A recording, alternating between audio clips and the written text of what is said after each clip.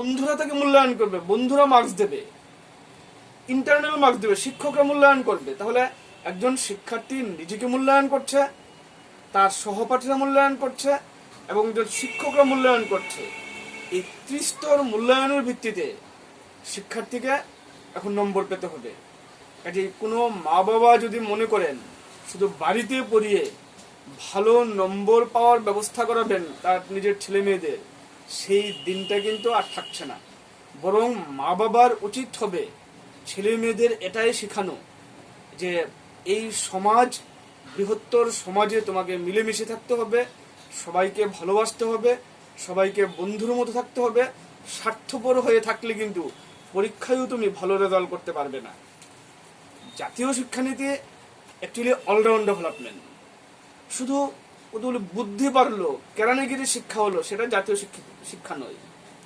সিলেবাসের বহর কমবে, বাড়বে critical thinking and more holistic, inquiry based হবে, ডিসকভারি বেসড হবে, ডিসকাশন অ্যান্ড অ্যানালাইসিস বেসড হবে।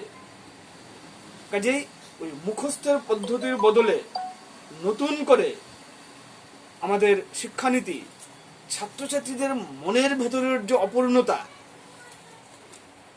এই তার অপূর্ণতাকে পূর্ণতা দানে সহায়ক হবে। যারা যে সমস্ত ছাত্রছাত্রীরা গিফটেড স্টুডেন্ট, তাদের দিকে বিশেষ নজর দেওয়া হবে। এনসিইআরটি এবং এনসিইটি এই ব্যাপারে একটা গাইডলাইন তৈরি করবে এবং বিএড করার সময়ও তাদের জন্য একটা স্পেশালাইজেশনের ব্যবস্থা থাকতে হবে। অনলাইনের কথা বলছিলেন আপনি, শিক্ষার্থীদের মধ্যে অনলাইন কম্পিটিশন, কুইজ অ্যাপের ব্যবস্থা থাকবে। প্রত্যেক স্কুলে স্মার্ট ক্লাস গঠন করা হবে। আবার দিব্যাঙ্গ স্টুডেন্টদের জন্য স্পেশাল এডুকেশনে স্পেশালাইজেশনের ব্যবস্থা থাকবে। তো এবং শুধু বাচ্চাদের জন্য নয়, অ্যাডাল্ট এডুকেশনের ক্ষেত্রেও উদ্দেশ্য স্থির করা হয়েছে। সাক্ষরতা, প্রাথমিক শিক্ষা, জটিল জীবনশৈলী, বৃত্তিমূলক ট্রেনিং, এগুলিকে লক্ষ্যমাত্রা তৈরি করা হয়েছে। বর্তমান শিক্ষা ব্যবস্থায় সংস্কৃতকে এতটাই অবহেলা করা হয়েছে যে আমাদের জাতীয় জীবনের যে মূল ভিত্তি সেটা হচ্ছে সংস্কৃত। সংস্কৃত হচ্ছে সব ভাষার জননী। এই সংস্কৃতকে এখন সর্বস্তরে গুরুত্ব দেওয়া হবে। এইগুলো আপনার স্কুল স্তরের শিক্ষা। উচ্চশিক্ষার ক্ষেত্রেও জাতীয় শিক্ষানীতি কিন্তু অনেক পরিবর্তন আনছে। 2040 সাল নাগাদ সমস্ত উচ্চশিক্ষা প্রতিষ্ঠানগুলিতে মাল্টি ডিসিপ্লিনারি শিক্ষা এডুকেশনের ব্যবস্থা করতে হবে এবং ন্যূনতম ছাত্রছাত্রী হতে হবে 3000। আইআইটি সহ বিভিন্ন ইঞ্জিনিয়ারিং শিক্ষা প্রতিষ্ঠানও মাল্টি ডিসিপ্লিনারি হয়ে উঠবে। 2030 সাল নাগাদ প্রতিটি জেলায় অন্তত পক্ষে একটি করে মাল্টি ডিসিপ্লিনারি উচ্চশিক্ষা প্রতিষ্ঠান গড়ে তুলতে হবে। 2018 সালের যে গ্রস এনরোলমেন্ট রেশিও 26.3% ছিল, 2025 মধ্যে সেটা 50% হবে এবং 2030 মধ্যে এটা 100% নিয়ে যাওয়ার লক্ষ্যমাত্রা রাখা হয়েছে। মূল্যায়নের গ্রেড অনুযায়ী উচ্চশিক্ষা প্রতিষ্ঠানগুলিকে স্বায়ত্তশাসন দেওয়া হবে। সবচাইতে উল্লেখযোগ্য হচ্ছে যে 100টি ইউনিভার্সিটি যেগুলো ইন্টারন্যাশনাল স্ট্যান্ডার্ড, এরকম বিদেশের বিশ্ববিদ্যালয়গুলিকে এইখানে সুযোগ দেওয়া হবে, যাতে করে আমাদের যে শিক্ষা প্রতিষ্ঠানগুলো প্রতিযোগিতার মাধ্যমে নিজেদের অবস্থানটাকে আরো বেশি করে তুলে ধরতে পারে। যারা এই শিক্ষানীতিকে সমালোচনা করতে চান তারা বলছেন যে কেন বিদেশের বিশ্ববিদ্যালয়গুলিকে সুযোগ দেওয়া হবে। আরে আমরা আমাদের দেশীয় সংস্কৃতিকে ভালোবাসি, তার মানে তো এই নয় বিদেশের যা কিছু ভালো আমরা গ্রহণ করব না। আমরা আমাদের নিজেদের শিক্ষায় শিক্ষিত হব, আমাদের যা সম্পদ আছে সেই সম্পদ বিশ্বের শ্রেষ্ঠ সম্পদ।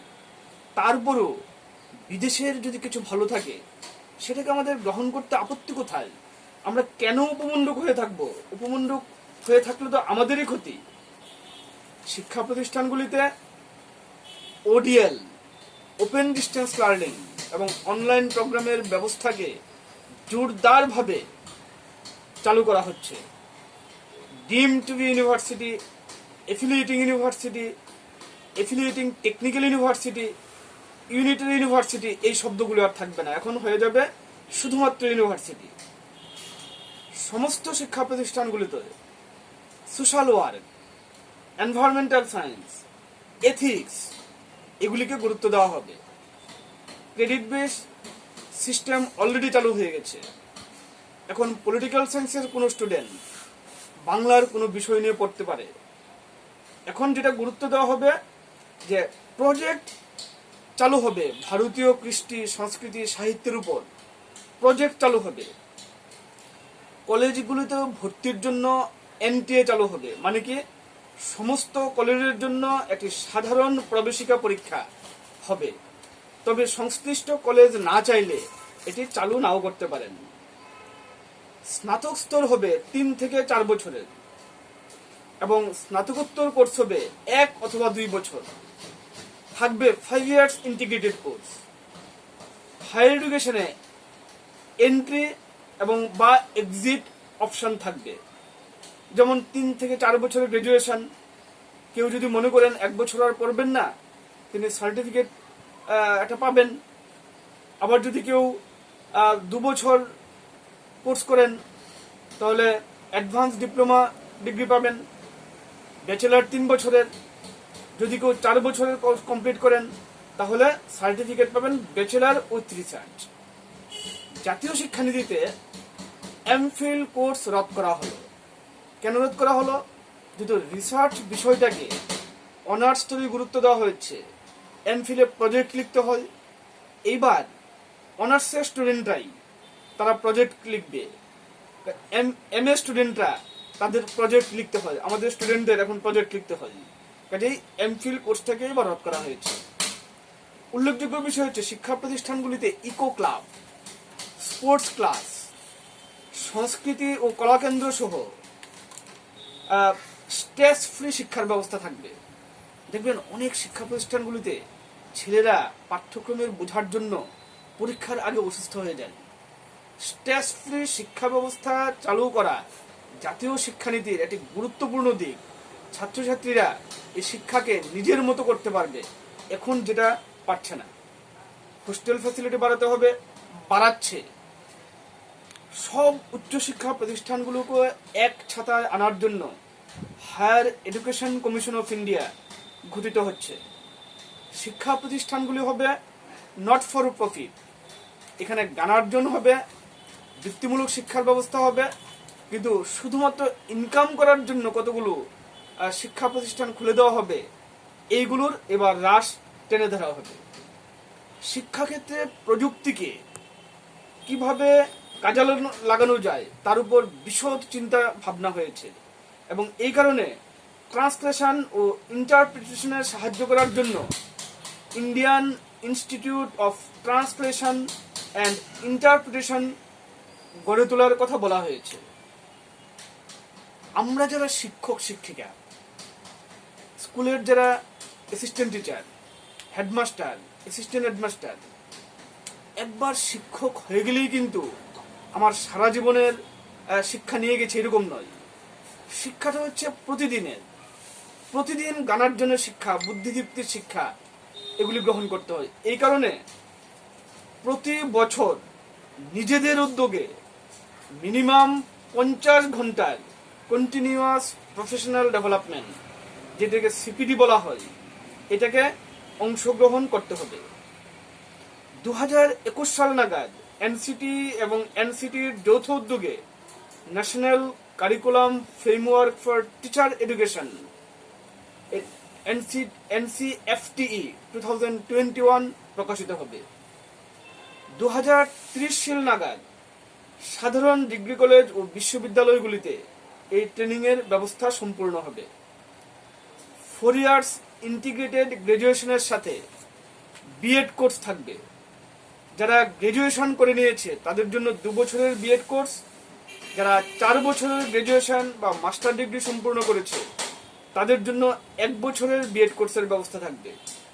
শিক্ষায় অনলাইন সিস্টেমের কথা বলেছি, টেকনোলজির উপর টেকনোলজিকে অত্যন্ত গুরুত্ব দেওয়া হবে। কারণ একটা জিনিস অনলাইন সিস্টেমের বা টেকনোলজি এডুকেশনের কেউ কেউ কুপমণ্ডুকের মতো সমালোচনা করেন। দেখুন, আমরা আমাদের বিশ্ববিদ্যালয়ে এবার প্রথমবারের মতো আমরা অনলাইনে পরীক্ষা নিয়েছি।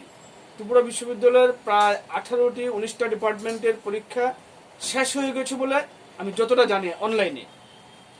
আমার নিজের ডিপার্টমেন্টের কথা বলি, আমারও মনে হয়েছিল যে গ্রামের যে ছেলেটা সে কি পারবে অনলাইনে পরীক্ষা দিতে, সবার কি স্মার্টফোন আছে, এই প্রশ্নগুলো আমারও মনে হয়েছিল।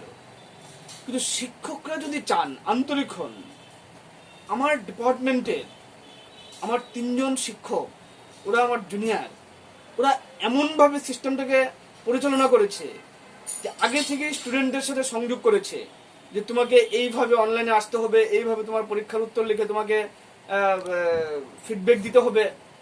আমার ডিপার্টমেন্টের কোনো অসুবিধা হয়নি, এবং 18-19টা ডিপার্টমেন্টের যে পরীক্ষা হয়ে গেছে তাদের কোনো অসুবিধা হয়নি। আমরা রাজ্য সরকারের মাননীয় শিক্ষামন্ত্রী রতনলাল নাথ মহোদয় এবং হাই পাওয়ার যে এডুকেশনাল কমিটি আছে রাজ্য সরকারের, এবং আমাদের 2জন ভাইস চ্যান্সেলর, একজন এমবিবি ইউনিভার্সিটির, একজন আমাদের ত্রিপুরা ইউনিভার্সিটির ভাইস চ্যান্সেলর সহ বৈঠকে স্থির হয়েছে যে আমরা অনলাইনের মধ্যে পরীক্ষার ব্যবস্থা করব। যদি কোনো স্টুডেন্ট একবার অনলাইনের মাধ্যমে পরীক্ষা দিতে অসুবিধা হয়, আমরা দ্বিতীয়বার পরীক্ষার ব্যবস্থা করব। দ্বিতীয়বার না হলে আমরা তৃতীয়বার পরীক্ষার ব্যবস্থা করব। কিন্তু আমাদের এই প্রযুক্তিকে অস্বীকার করে আমরা এগিয়ে যেতে পারবো না। আপনি যখন কোনো একটা সিস্টেম শুরু করবেন, তখন সিস্টেমে দু একটা প্রবলেম আসতে পারে, দু একটা প্রবলেম আসবে বলে আপনি টেকনোলজিকে অস্বীকার করবেন, অনলাইনকে অস্বীকার করবেন, এটা হতে পারে না। যারা সমালোচনার জন্য সমালোচনা করে তারা পিছিয়ে থাকে, তারা পিছিয়ে থাকবে। এরা বিভ্রান্তি সৃষ্টি করতে চায়, কিন্তু মানুষ বিভ্রান্ত হবেন না। জাতীয় শিক্ষানীতির জন্য আমরা ব্যাপক প্রচারের ব্যবস্থা করব। আপনাকে অনেক ধন্যবাদ জানাই এমন একটা সংবেদনশীল বিষয়ে আমার মতামত নেওয়ার জন্য এবং বিষয়টি সম্প্রচার করার জন্য। ধন্যবাদ।